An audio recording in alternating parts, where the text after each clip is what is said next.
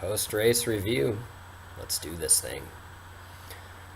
So, it's Wednesday now. I've had a good couple of days to think about how the race went on Sunday and kind of compare my result and how I did with what I wanted to do and see how things went. So, I'll do just kind of a quick recap. Um, I finally got some sleep the night before a race. That is something that almost never works out for me. I almost always toss and turn. Maybe I get like an hour or two of sleep, maybe three.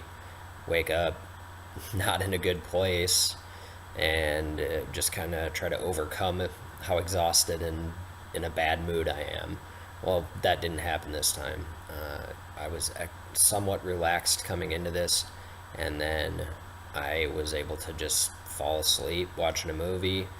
Not super early, but definitely before midnight. And woke up 5 minutes before my alarm was supposed to go off. Went down to the hotel lobby and had some oatmeal and a banana. Nice light breakfast with about 2 hours before start time.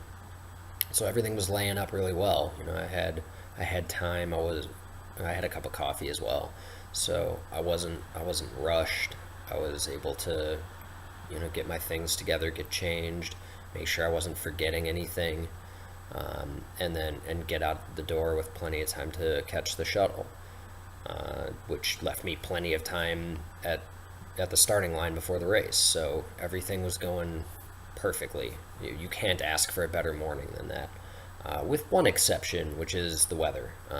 It was about 50 degrees and raining, like raining hard, which is, definitely takes the oxygen out of your tank a little bit. But the good news is this race is the starting line's right at Lambeau Field, so we were able to go inside and stay out of the rain and use the restrooms. It was perfect from that standpoint. If you had to have a rainy start, it's nice to have shelter, so you're not freezing cold and wet by the time the race starts. So that being said, about 10 to 15 minutes before the race, you have to go down to the starting line anyway. The good news is I was prepared for that. I had checked the weather forecast, thought there was a good chance it'd be raining at the start. So I was able to scoot on over to Walmart the day before and grab a 97-cent poncho. So not a huge expense incurred, and don't have to feel bad about tossing it.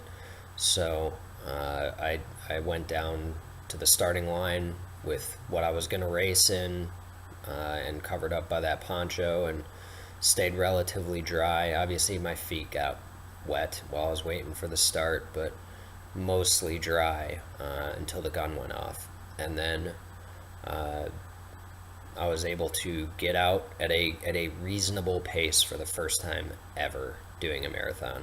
I probably was, in retrospect, I was probably 5 to 10 seconds per mile too fast out of the gate. But that was the time I was trying to hold. So, sometimes you do just have to go after it and hope it works out a little bit, within reason. So I probably took it out at like a 6:55 pace. Now, for reference, I needed about a 7:10 pace to qualify in my age group for Boston. It's a 3:10 is required, so that's 7:10, 7:14 pace, somewhere in that range. Just knowing how amped up I get before a race, it's going to be really, really hard for me to ever hit the pace I need to hold over the first mile or two. So I was pretty happy with that, especially considering my history of going out at like a 6:30 or better pace. So that was a win. I'm chalking that up as a win anyway. So I felt really good for those first 5 to 7 miles. My breathing was really good. I didn't feel like I was pushing my legs too hard. I just kind of felt like I was going long and strong, and a really sustainable pace. And my paces were creeping up a little bit, so getting out of the gate at a 6:55 over the first mile or two, I was right around there. Then probably 3, 4, 5, I was drifting into the low sevens, so 7:05, 7:04, 7:03 probably were my splits there. And then as the miles, I got up towards half marathon, I was up over a 7:10 per mile pace, but I was still holding pretty steady and feeling really good. I crossed the half marathon checkpoint at 1:33 and change. So for the non-math majors out there, I was on pace technically to BQ at that point, but I knew that it was unlikely to happen. My legs were starting to feel tight. I don't know if some of that's from the cold and rain and being wet, because it did rain for like the first 5 miles. But I could just tell that I didn't have quite as much strength as I would have wanted to have at that point. Breathing wise and cardio, I felt great. My heart rate was super steady through the whole race, not just the first half. But I was hovering right around 155 beats per minute the entire race, and that's sustainable for me. So I feel like I did that right. Nutrition and hydration, I stayed on my schedule. I took my spring energy gel at about 5 mile increments a little earlier, and I took them a little earlier if I felt like I needed it. And then I took Gatorade at every rest station except when I took an energy gel, and then I had water. So nailed that. I had a very minor stomach issue kind of going throughout the race where it just felt a little queasy, not enough to prevent me from taking on the calories or water that I needed, and not enough to really, I don't think, substantially hurt my performance. And that's about as good as it gets for me. I have a really sensitive stomach. I'm calling that a win too. So my Spring Energy Gel, check it out if you have stomach problems. Not a sponsor, obviously, but they're a little more expensive. I will warn you on that. It's not goo, but it's worth it if you have stomach issues, because for me it was easy to digest and the calories seemed to be about the right amount. So I didn't bonk at any point during the race. I didn't have that lightheaded, not enough calories feeling at any point, or really like run out of energy, I guess. My legs I ran out of, but not energy. So that's another win. So through the second half of the race, my splits were definitely going up, and I knew it. But I still was on pace to PR, so I wasn't losing motivation. I wasn't feeling distraught or anything like that. I was still going and still sticking to my race plan. And one of the checkpoints I was looking for was mile 20. I wanted to see if I was going to blow up at mile 20, and I felt like if I didn't, I was going to be able to kind of gut out anything past that. And so I went through mile 20. I was still holding decent paces. I mean, they were climbing at that point. I could tell that my legs were going on me, but cardio was still strong. I wasn't huffing and puffing. And I think I got to about mile 22 before I really lost my legs. And at that point, it was a struggle to keep going. But I did. I took maybe, I want to say, 3 walk breaks, and maybe for 30 seconds at a time, and then started up again. So I was really happy with that. That was one of the biggest goals I had, was to not fall apart over the last 10K. I mean, definitely I went slower, but it wasn't more walking than running. It was definitely more running than walking, and very short walk breaks and very few of them. So that's another win for me.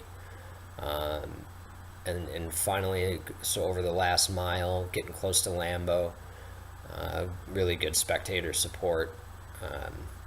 I started cramping up, or like feeling like I was about to cramp up, maybe over the last half a mile, which I don't know that you can do a whole lot better than that for a marathon. I mean, you want to be going into failure mode towards the end of the race, or else you didn't give it 100%, right? You held too much in the tank. But you don't want to obviously have it happen any sooner than that. So I can't see how I would have done better on that. I really can't. I feel like I gave everything I could have given, and I ended up PRing just barely. So I think my previous best was like a 3:16:57, and I came in on Sunday at 3:16:20. So, it's not a massive PR, but a PR is a PR. So I'll take it. Especially because I was 31 at the time I PR'd originally, and I'm 35, almost 36 now. So getting older and getting faster, I'll take that. And honestly, I feel like I've got a pretty good point to build on right now. So this was definitely the best run marathon I've done.